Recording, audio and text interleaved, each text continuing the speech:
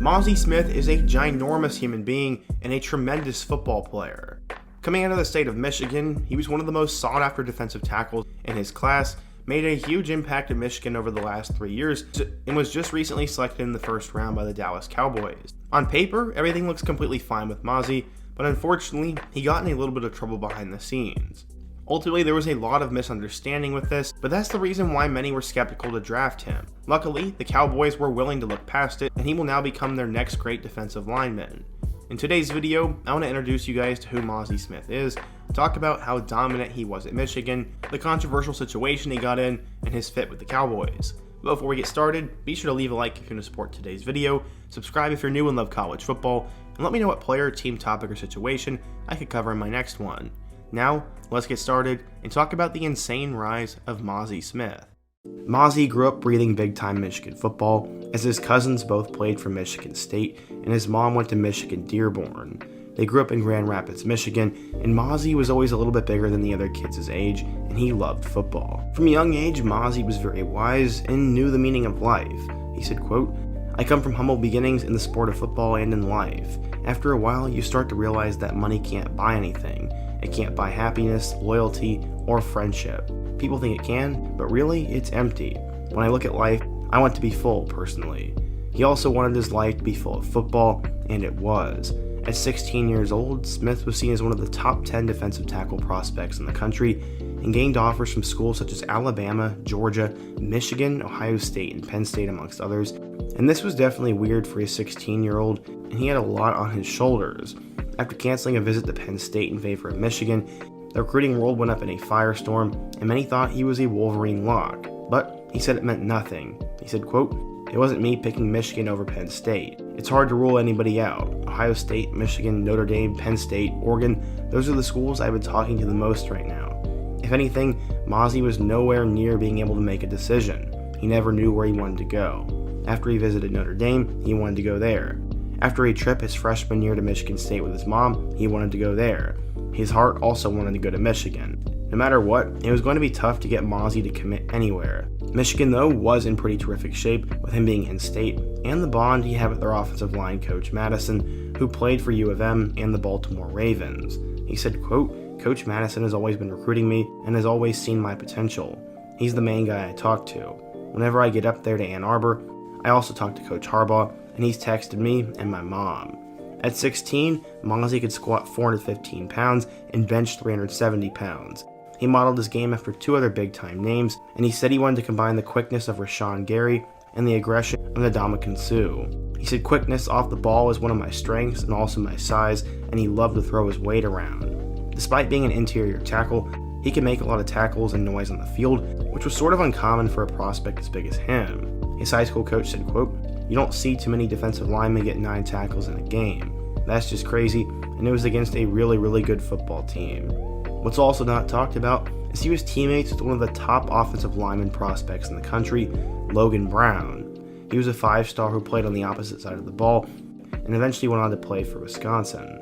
Mazi, though, would end up choosing a different Big Ten school, as he would commit to the Michigan Wolverines. He said, quote, "It was the toughest thing I've ever done, but the trust I have in this program has outweighed any doubt that I'll have about them. I am comfortable and will stand firm in my decision to be a part of this program."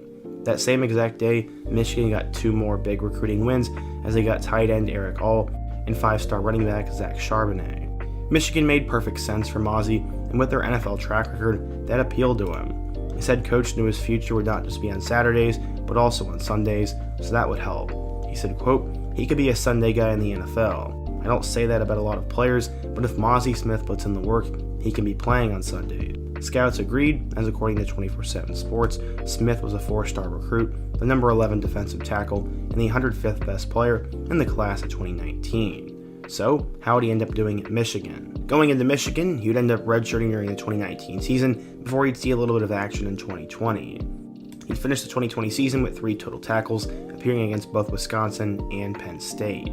Unfortunately, Michigan had a pretty bad year in 2020, but Mazi would be a part of the rebuild and the revamp of the program, which started on defense. Going into the 2021 season, Mazi would start to emerge around him, and everyone looked up to him.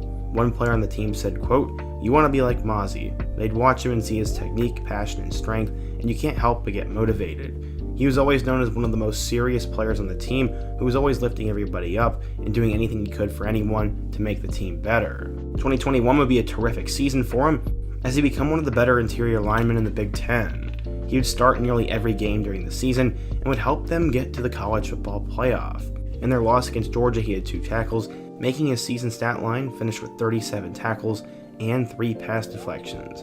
Because of that, he was seen as one of the better linemen going into 2022, and if he could follow up on that, he could find himself going to the NFL. Going into the 2022 season, he was put on Bruce Feldman's Freaks list.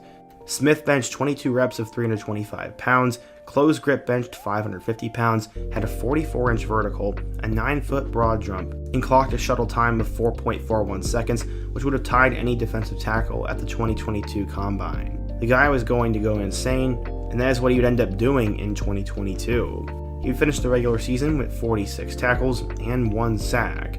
He got his first career sack against Colorado State, and then had another one against Michigan State. Michigan ended up having plenty of success in 2022, as he'd follow in the footsteps of Aiden Hutchinson and become a very disruptive lineman. They go to the college football playoff, where they'd be matched up with number 3 TCU. The Wolverines were trailing by 11 in the second half, and when they needed him the most, he made a play. He ripped the ball from a TCU running back, scooped it up, and landed on it. Unfortunately for Michigan fans, TCU would end up winning that game. He had a very successful season. He was the first team All-Big Ten selection with 49 tackles. Except you probably don't know much about that, because that's not the main headline associated with his name. On October 7th, 2022, his life would change as he was pulled over. He faced a felony charge for carrying a concealed weapon without a license, as he was pulled over during a traffic stop in Ann Arbor.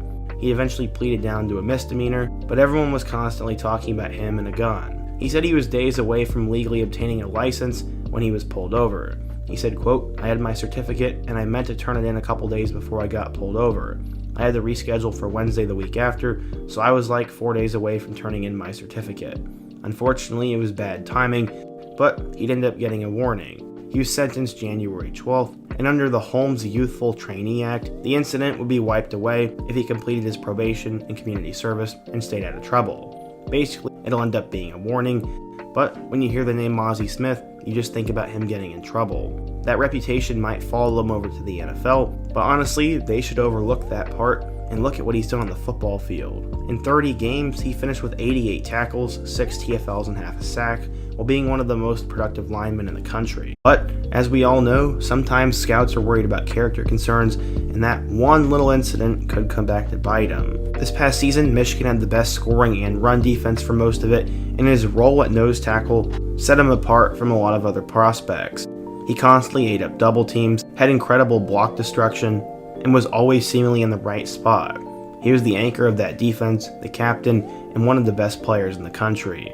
So right now, Mazi has the size, the physical traits, and the stats to be a productive NFL player, and it seems like he has the mentality behind the scenes. Mazi ended up getting selected with the 26th overall pick in the first round by the Dallas Cowboys.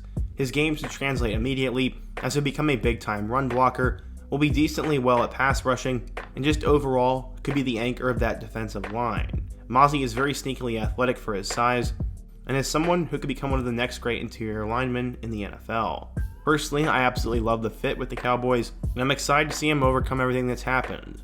But what do you guys think? If you're a Cowboys or a Michigan fan, what do you think of Mazi Smith? What do you think of the situation he got himself in? And what player should I cover next? Be sure to let me know down below. Leave a like if you want to support today's video, subscribe if you're new, and check out all my other videos on the end screen. Hope to see you guys again soon, but until next time, peace.